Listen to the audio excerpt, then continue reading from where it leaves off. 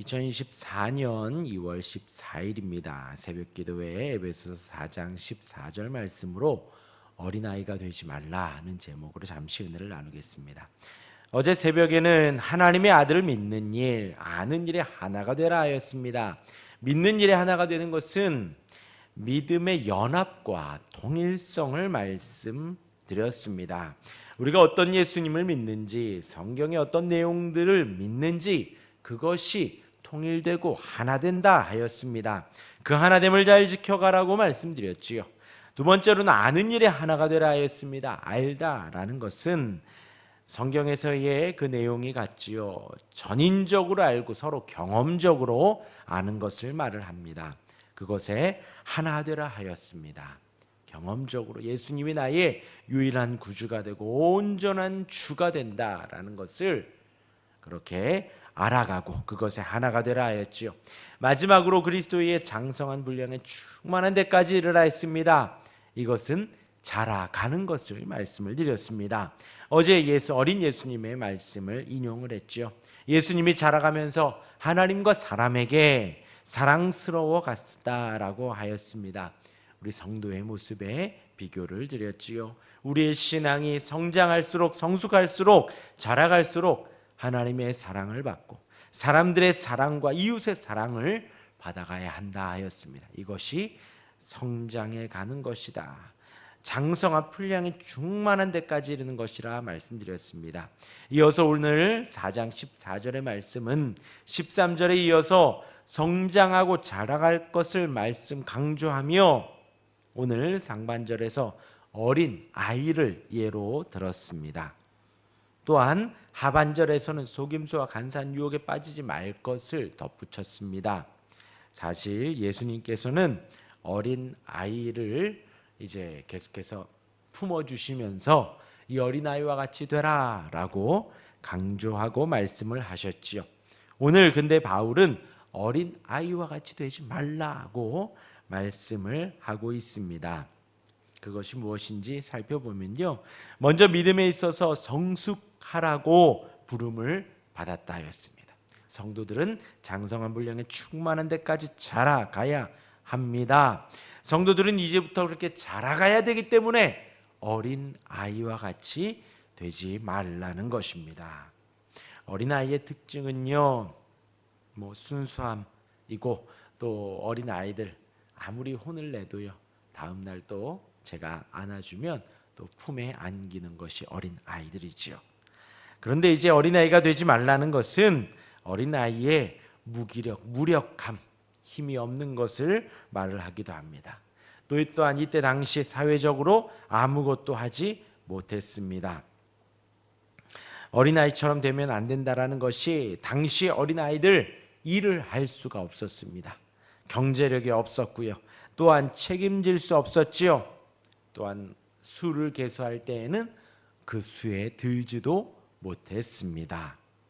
그만큼 무기력한 이들이 바로 어린 아이들입니다. 지금도 어린 아이들 마찬가지입니다. 사탕 하나, 과자 하나에 낯선 사람을 쫓아가기도 하지요. 마음 먹으면 어른보다 속이기 매우 쉽습니다. 그만큼 불안정하지요.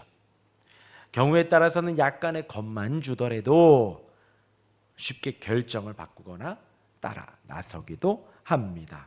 바울은 이런 믿음과 지식에 있어서 어린아이와 같이 머무르지 말고 성장하고 성숙해야 할 것을 계속해서 강조하고 권면하는 것입니다. 그렇지 않으면 그들은 어린아이이기 때문에 잘못된 가르침에 빠지기가 쉽다는 것입니다. 뿌리가 약하고 방향을 놓치기 쉬우며 속임수에 빠지기 쉽습니다. 그렇게 자라지 않은 성도는 대부분 오늘 본문의 하반절에 나오는 속임수, 유혹, 풍조에 밀려 요동하게 된다는 것입니다. 이런 현상은 속이는 거짓 선생들 때문입니다. 거짓 선생은 초대교회에도 중대한 문제거리였습니다. 지금도 그렇죠. 지금도 그러하지만 초대교회에도 그러하였다라는 것입니다.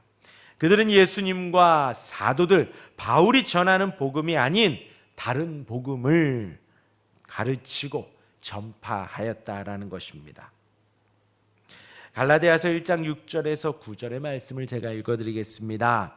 그리스도의 은혜로 너희를 부르신 이를 이같이 속히 떠나 다른 복음을 따르는 것을 내가 이상하게 여기노라. 예수님에서부터 사도 바울, 사도들에 이르기까지 전해 내려오는 그 전통적인 기독교 복음의 소식들, 그것을 떠나서 다른 복음을 따르는 것을 이상하게 여긴다는 것입니다. 다른 복음은 없나니 다만 어떤 사람들이 너희를 교란하여 그리스도의 복음을 변하게 하려 함이라. 다른 복음은 없다라는 거예요. 복음은 오직 하나입니다. 우리의 구원자도 오직 한 분이십니다. 우리가 의지하는 하나님도 온 세상에 한 분뿐이십니다. 복음도 하나입니다. 다른 복음은 없다라는 것입니다. 다만 어떤 사람들이 너희를 교란하여 그리스도의 복음을 변하게 하려 함이라. 교란하는 이들, 변하게 하는 이들이 있다라는 것이죠. 그러나 우리가 혹은 하늘로부터 온 천사라도 우리가 너희에게 전한 복음 외에 다른 복음을 전하면 저주를 받을 것이라. 우리가 전에 말하였거니와 내가 지금 다시 말하노니 만일 누구든지 너희가 받은 것 외에 다른 복음을 전하면 무엇한다고요? 저주를 받을 것이라. 바울이 명확하게 일을 했습니다. 속이는 자들, 그리스도의 복음을 변하게 하는 자들입니다. 이단으로도 볼 수 있습니다. 우리 개신교 안에도 다른 겁박을 하며 겁을 주며 다른 복음을 전하는 이들 많이 있습니다. 그리고 이단들 많이 있습니다. 자기가 하고 싶은 말에 성경을 인용하는 자들도 너무나도 많습니다. 그러면 안 된다는 거예요. 그러면 저주를 받는다는 것입니다. 저주를 받는다라고 표현하였지만 저주를 받고 천국에 간다, 그게 아니지요.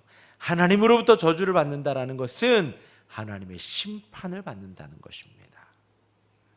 예수님이 전했던 그 복음을 우리가 따르고 사도들이 전했던 그 복음을 우리가 따르며 그 복음에서 벗어나는 모든 소식을 전하는 자들, 그들은 저주를 받는다고 강조를 하는 것입니다. 갈라디아서 말씀이 그렇다는 거예요. 오늘 본문으로 다시 돌아와서요, 13절과 14절의 말씀 정리하면요, 주님이 주신 선물과 은혜를 따라 성도들은 참 신앙 안에서 성숙을 향해서 자라갈 것을 강조합니다. 어제는 믿는 일과 하는 일에 하나가 되고 온전한 사람을 이루어가라고 했습니다. 오늘 14절은 그렇게 자라가며 어린아이가 되지 말라고 했습니다. 계속해서 성장하라는 것이죠. 자라가라는 것이죠. 어떻게 해요? 속임수를 판단하고 알아갈 만큼, 간사한 유혹에 빠지지 않을 만큼 자라가라는 것입니다. 하나님의 말씀, 복음이 아닌 온갖 교훈에 밀려서 따라갈 만큼 어린아이가 되지 말라는 것입니다. 그렇게 계속 자라가서 굳게 서서 이단 사설을 분별하고 속임수를 분별하고 세상 풍조와 교훈에 밀리지 않도록 하라는 것입니다. 그렇게 날마다 성숙하는 우리가 되기를 바랍니다. 성장하는 우리가 되기를 바랍니다. 그리스도 안에 있는 모든 성도들은 그런 예수님이 전했던, 그리고 바울이 전했던 그 바른 신앙에 머물며 성숙이라는 그 한 목표에 도달할 수 있기를, 그렇게 매일 성장할 수 있기를 바랍니다. 한 걸음 한 걸음 조금 더디더라도 그렇게 바른 걸음을 걸어갈 수 있는 우리가 되기를 주님의 이름으로 축원합니다. 아멘. 기도하겠습니다.